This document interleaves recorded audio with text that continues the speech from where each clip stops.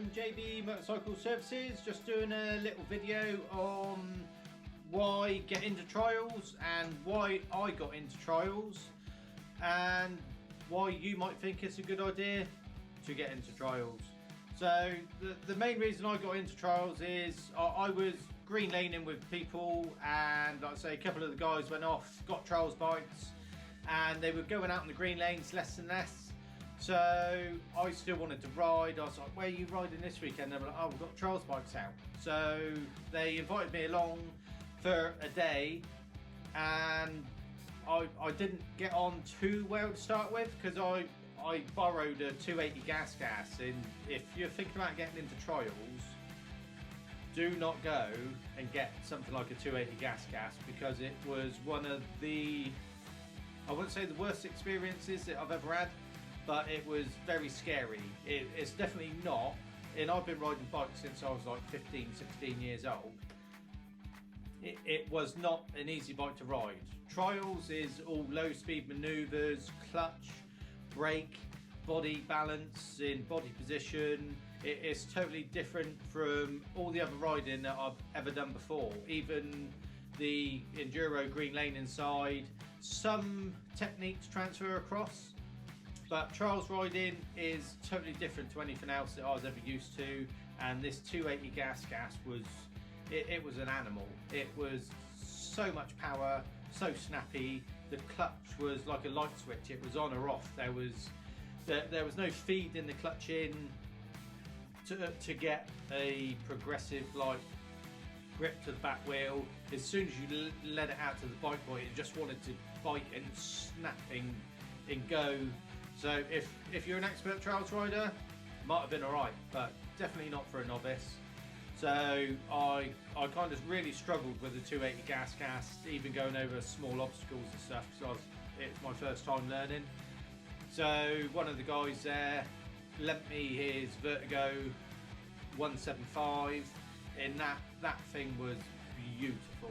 That's why I ended up with this Nitro JBR 200, is because I rode the Vertigo and it was beautiful. The clutch action was nice, the brakes were smoother, the bike just felt more balanced. It just felt a nicer bike to ride and easier to go over obstacles.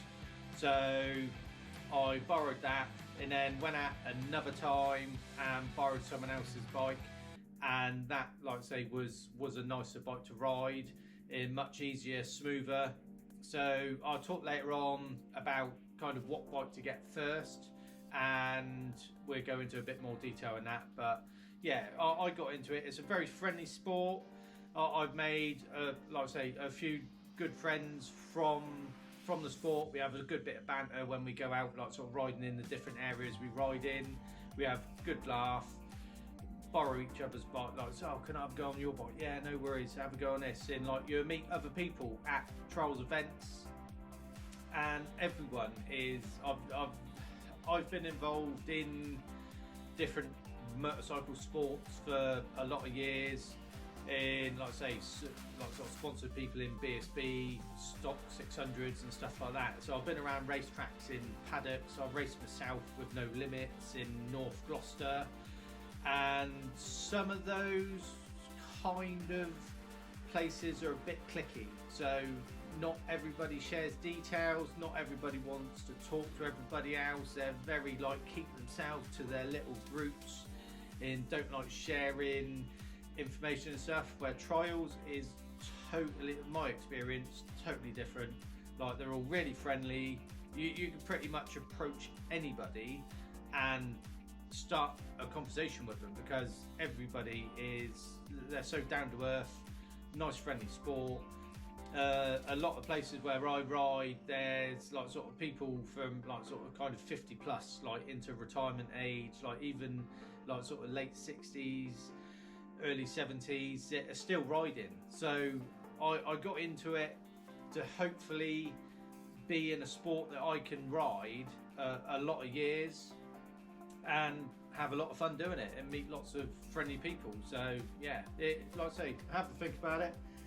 If you're thinking about getting into it, try and find a friend that's got a trails bike, go to a meeting, see if he'll let you have a go, if they'll let you sign on and stuff, and yeah, just have a bit of fun and enjoy it. So another big thing that like people ask me is budget. How much do I need to start trails riding? And I can tell you now, it's a lot less than pretty much any other two-wheel motorsport that I've ever been involved with. So to ride, there's a club, Waterside in Christchurch. I think that's about £15 to enter for the whole day. So you've got 10 sections, I think it is, and you've got to do it 4 times. So it's a whole day's ride. You turn up 10 o'clock, sign on, and you're normally there till 3, 4 o'clock. So for 15 quid, it's an absolute bargain. It's very good fun. You have a good bit of banter with your mates. And as long as you have no bike troubles and you don't come off and hurt yourself too much, you'll have a massively fun day, and it doesn't hardly cost anything. Track days, I do a few, only done one this year just because of work commitments and stuff and going out on the trails bike a lot.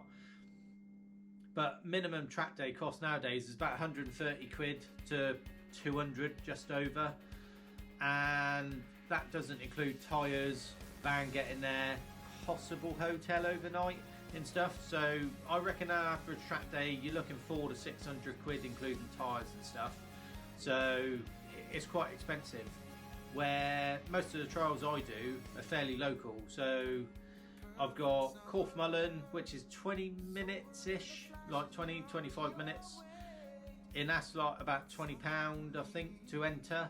And they do a summer series and a winter series. So the winter series is normally on a Sunday, which is good because don't need a day off work, which most track days are all mostly weekdays nowadays.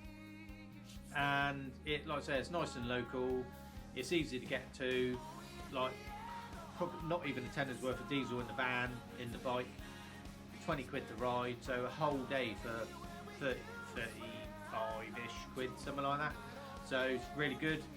There's another place, Waterside, I've already said. Most of the local trials I've done, I've not really travelled any more than about 45 minutes to an hour away from where I'm based in Dorset. So it's all very local and it's all very friendly. So yeah, budget wise, like I say, you can spend what you like on the bike. I wouldn't advise getting anything massive to start with, because you want to dip your toe in the water, see if you like it. So yeah, budget wise, anything from like £1,000, like sort of kind of upwards really, and just try it and see if you like it and enjoy it. I'll talk in a minute. Like I say, I'll go into what sort of bike I had for a first bike and stuff, and we'll go more into that in a minute. Thank you very much. So once you've got your budget sorted, or thinking about a budget, you want to think about your first bike. So as I said earlier, 280 gas, definitely not a very good bike to get as your first bike. And the Vertigos, like I say, they're very, very nice, and I've got one now because I can see this as a long-term sport that I want to be involved with. So I didn't mind investing the money in the bike to get basically, well, like, so one of the best bikes you can get on the market, so that I can keep it for a long time and enjoy the use of it. So the first bike I bought, which I'll put a picture up of, was a Beta Evo 200 2016. There doesn't seem to be many 200s about, either, like I say, Vertigo or the Betas. They're just, when I was looking, I think I was very, very lucky to stumble across this Beta Evo 200 when I got it, and it wasn't far away. I only had to travel about an hour and a half to get it, which was ideal. And that was about, I want to say 2,600, 2,700 I think I paid for that. And obviously when I checked over the bike, I had a look in, I found some faults with it. It was up for about £3,000, something like that. But I noticed the swing arm bearings were gone, the suspension linkage bearings were gone, which I'll cover later on in the maintenance, the wheel bearings, head bearings.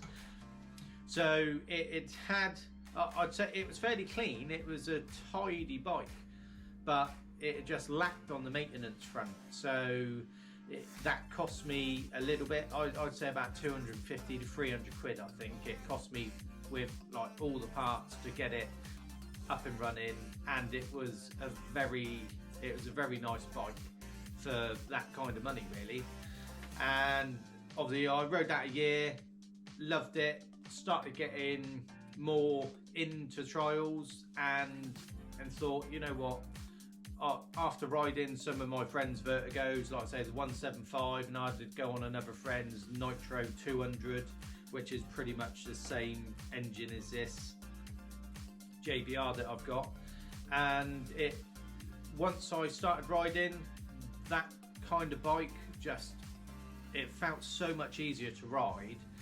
And I knew this after a year of riding and going out quite a lot at the weekends with my other mates, in, like I say, other friends at different places. I decided that it was a long-term sport that I wanna try and get involved in enjoy riding. So I thought I'd invest in this Vertigo JBR 200 from Southwest Trials. So thank you, Matt, for sorting me out a nice deal. And it is absolutely stunning bike. As soon as I got on it, I felt more at home on it. The bike just feels better balanced. The foot pegs feel slightly further back on the Beta, and on the Beta I really struggled to like static balance, so stand there literally on the bars, literally stand there still. I know this is on a front rack, but on the Beta I could not, I was really struggling to static balance. I just think because it just didn't feel quite as balanced. The weight in the Vertigo with a fuel tank lower is the weight just seems lower down. The back foot pegs are further back, so it just feels like you're more in control when you're sat on the bike. And now I can static balance fairly well. I don't think I would have done that on the Beta as early, because this bike just feels like it's just in a different league, really. So I did a lot of research on them, on the Vertigos, and like I say, I rode several before. It made my mind up that I wanted to invest like sort of in this, which I'm going to have for a lot of years, and look after it and maintain it, which I'll go into later on. So yeah, I would say you don't really need anything bigger than a 200 to start with. Even a 125, even someone like me, I'm like I say over 40 now, I think even a 125 would be plenty enough power to get you into trials and enjoying it. Because if you go and get, like I first rode a 280 gas, if you go and get a 280 gas straight away, you're probably not going to enjoy it.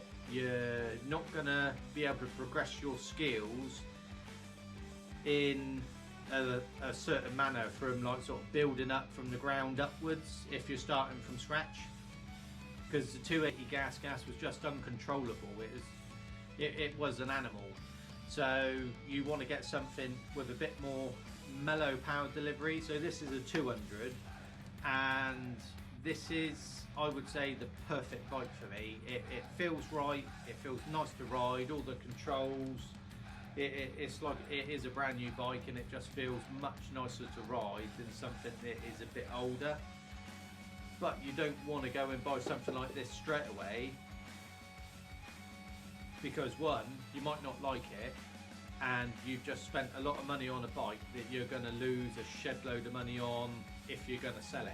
So you want to get something cheap, a little bit older, but make sure it's maintained up to a good standard, and then you can progress your riding on, and then, like I say, invest more into the sport and more into the bike and more into you, the more you enjoy it. So try it for a year like I did, and it was a long-term thing for me, so I wanted to get a nicer bike in, progress my riding on in do that. So if you are not quite sure what you want to do, I would say try and get a cheap bike. You can pick stuff up for £1,000 that is in fairly alright condition. It might need a little bit like I did on the Beta, but I would say a budget of between, like say, anywhere between 1,000 to 2,500 for your first bike. Don't go absolutely mental, and try it for a year. And if you get a fairly good deal to start with, if you don't enjoy it, or you find that it's not really what you want to do, you don't have time to ride trials, or it just wasn't what you thought it was going to be, if you buy something cheap, you're likely going to be able to sell it for roughly the same amount of money you paid for it a year ago. So you're not going to, you've had a year's worth of riding to figure out whether you like it or not, and it's not really cost you anything. So especially if you're into like green laning and stuff like that already, you're going to have some boots, which I'll go into later on, which, like I say, if you've got green laning boots, they're motocross boots, they're a little bit too stiff for trials, but if you're only dipping your toe in the water, that's absolutely fine. They will do the job, and then just progress from there. And if you do find you want to stick to it, like I say, get better boots, nicer helmet, better clothing. Like I say, just build it up, but don't go absolutely crazy straight away, because you could find it is a big waste of money and it's not really what you thought it was going to be, and you're not getting out of it what you thought you would. So like I say, set yourself a small budget to start with, go out with your mates, get into it, and if you do, like I say, really enjoy it, then progress from there and spend some money. And like I say, it's a sport that I think I'll be doing it for a lot of years. Hopefully I'll have this bike for a lot of years, because I'll keep on top of the maintenance of it. Every 6 months I'm going to strip it down, go through greasing all the bearings and stuff, so which I'll go into more later on in the maintenance part of this video. But yeah, just like I say, enjoy it, get a nice bike, get some kit, get out there, find some places to ride, make some friends whilst doing it. And if you're anything like me, I was a bit dubious about it, but now I've been doing it just over a year, I wouldn't look back. I really enjoy it, and it progresses.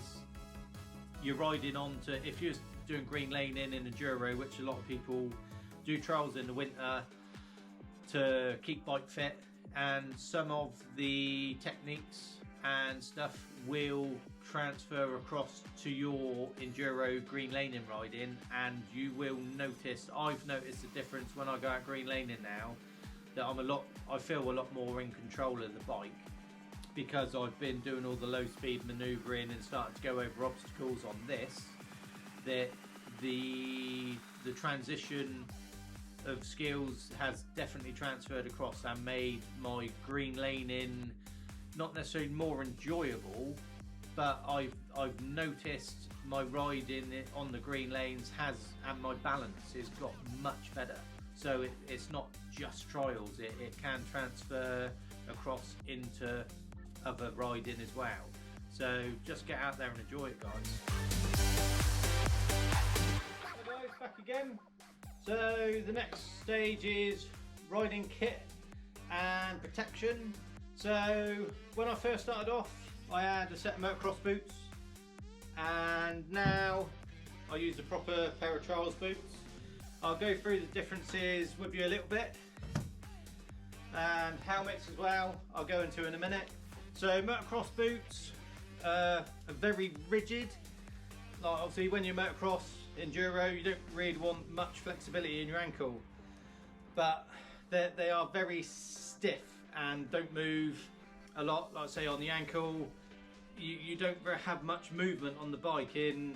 On a trials bike like this, you're moving around on the bike a lot more, and the risk of falling off and hurting yourself is, when you get more advanced, it's like I say, you've got some big like sort of step ups and obstacles that you might come off, and that's going to hurt. But mainly, especially when you're learning, you need to be moving around the bike, moving the weight backwards, forwards, over the bars, So you need a lot of pivot in your ankle, which these give you a bit of ankle protection. They grip the bike a little bit, they've got grip on the inside rather than motocross boots don't.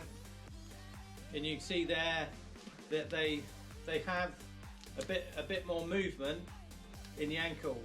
So you can move over the bike, you can move your back, you can move your legs and feet a lot more. It's all about body position on a trials bike, getting over obstacles and putting grip on the rear of the tyre, etc.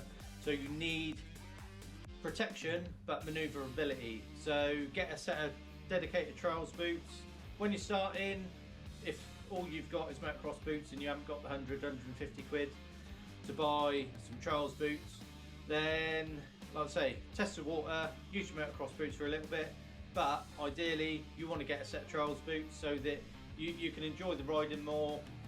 Your riding will progress better as well if you've got the right equipment to allow you to manoeuvre over the bike for weight distribution, etc.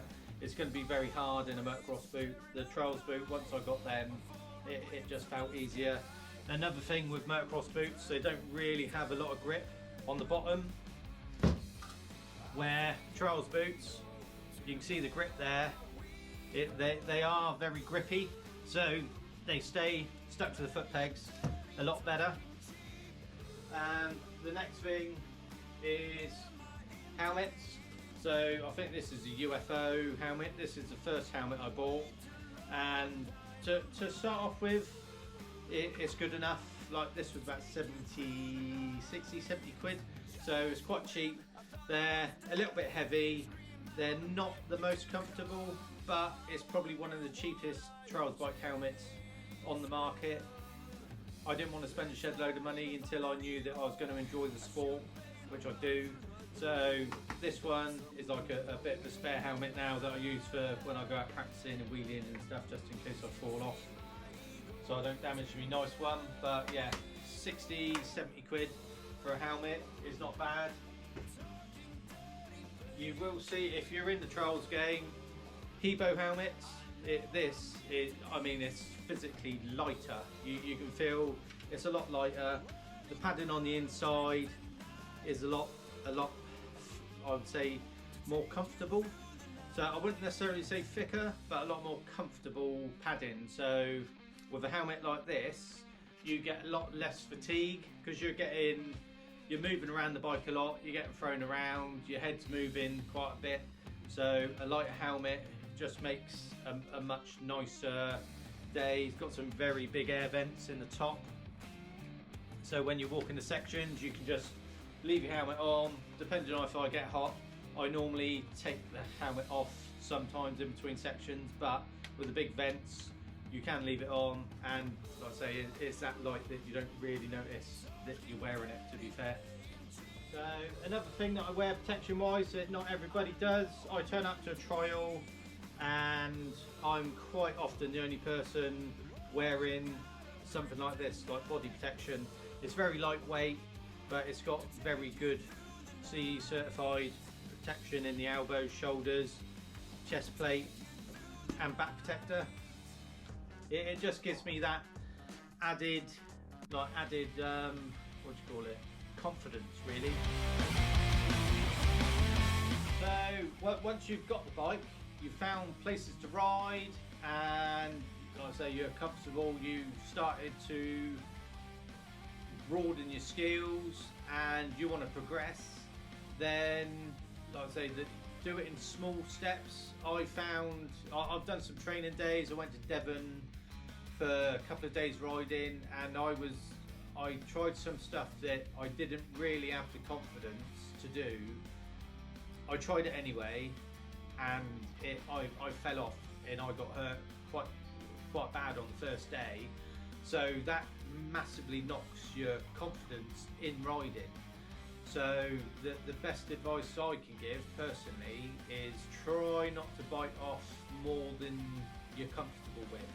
So if you've got friends like I have that have been riding longer and their progression has progressed quite a lot, and I'm still in the kind of novice, intermediate kind of category really. So I'll start trying to do more obstacles now that I wouldn't even think of doing when I first started. But I can look at bigger obstacles and think I am not comfortable with that. See my mates do it and they'll be like, oh come on, give it a go. And if you're not comfortable, I would say just say no. If you think that there's a chance you can do it and you've got the skills in place to be able to do it and you're happy, then crack on. But if you're a little bit unsure, then you're better off just building your progression in small steps. So do some little obstacles, get your technique, even just riding around balancing, doing figures of 8, like sort of standing on the bike, trying to get your balance, like sort of on the back of the bike, leaning forward. Just low speed balance and practice your clutch control, front brakes, rear brakes. Like, you don't realise how much, if you've done green laning or track bike riding, this is totally different. It's all very, very low speed, very fine throttle, clutch, and like I say, you've got to use the rear brake as well. So it's a lot to take in to start doing massive obstacles straight away. So try and hone your skills and progress slightly, and then like I say, once you start getting the confidence and you try a log dit's a couple of foot tall, get technique honed on that. This is what I've learned as well personally, that I don't like to try stuff too far out of my comfort zone. One, I don't want to hurt myself and be off work, and two, if it does go wrong, you're probably either going to hurt yourself, damage the bike, and look a bit of an idiot. So, like I say, just do what you're comfortable with. Start on smaller stuff. Get your like sort of movement on the bike sorted. So you've got your clutch, your throttle, your brake, and your body position. All your techniques for getting over little obstacles. It will carry over to the bigger obstacles.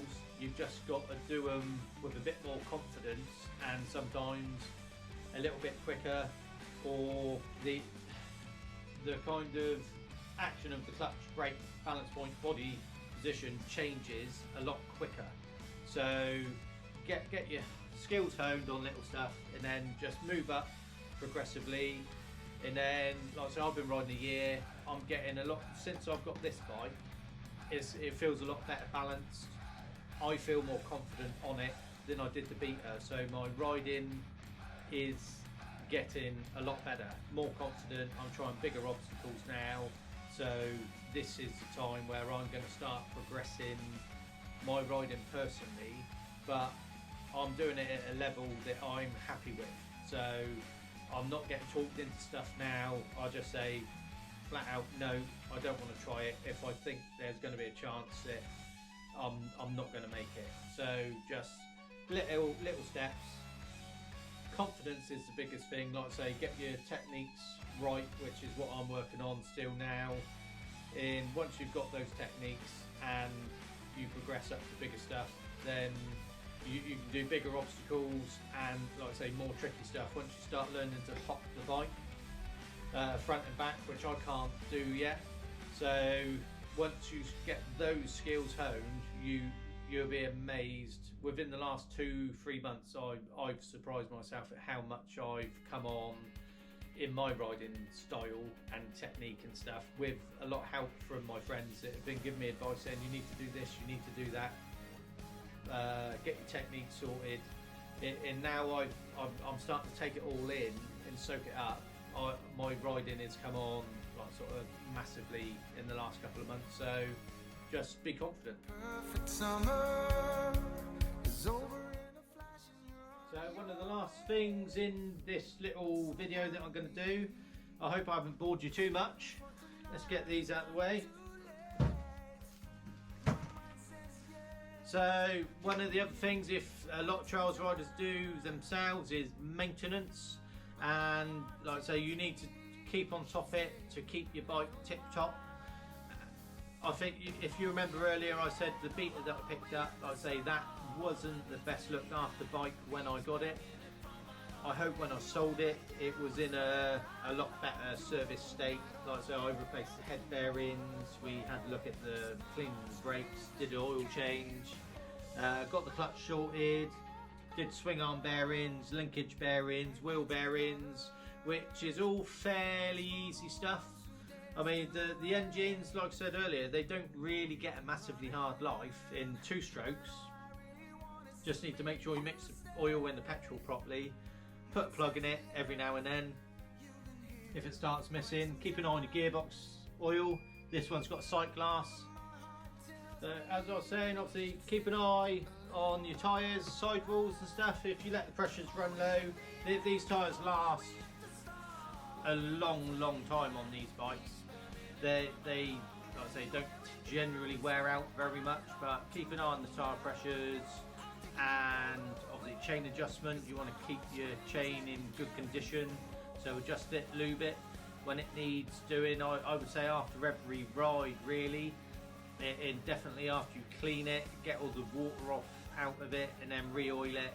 And like I say, the longer the more attention that you take looking after your bike, the longer it's going to last before it costs you a lot of money.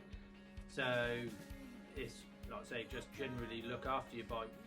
You, like I say, oil changes are easy. Most of the maintenance procedures are quite easy on a little bike like this. It just does help prolong the life of the bike and also the enjoyment of you riding it. If it's all up together and kept in tip-top condition, it's going to be riding the best it can, and that will automatically help your ability in riding.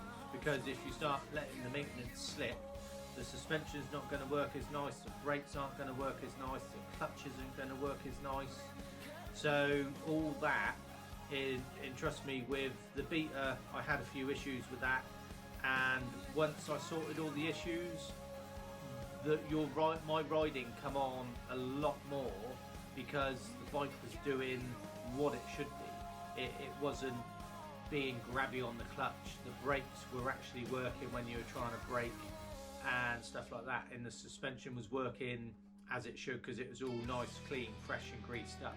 So it will make your riding more enjoyable as well the longer you look after it. So yeah, thank you very much guys for watching.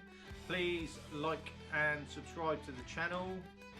Like I said, I've got a whole I'm starting to do a few more different videos and just dyno stuff to put a bit of variation in my videos and make them more interesting for customers and viewers, and just give you better content to give you something to watch in, hopefully learn a little bit about motorcycle maintenance. And like I say, like this video is learning about, do you want to get into trials, is it worth it, what can I get out of it, how much does it cost, and is it enjoyable? And I would say absolutely. It's probably, other than the green laning that I started probably 3 years ago now, it is one of the most enjoyable two-wheel sports that I've ever done. And I've been into bikes pretty much from like sort of a teenager really, and I just want to bring that content to you and make it an enjoyable thing to watch, and hopefully you guys can learn a bit too. So thanks very much. Please like, subscribe to the channel, share away and help the channel grow so I can bring you better content. Thank you very much.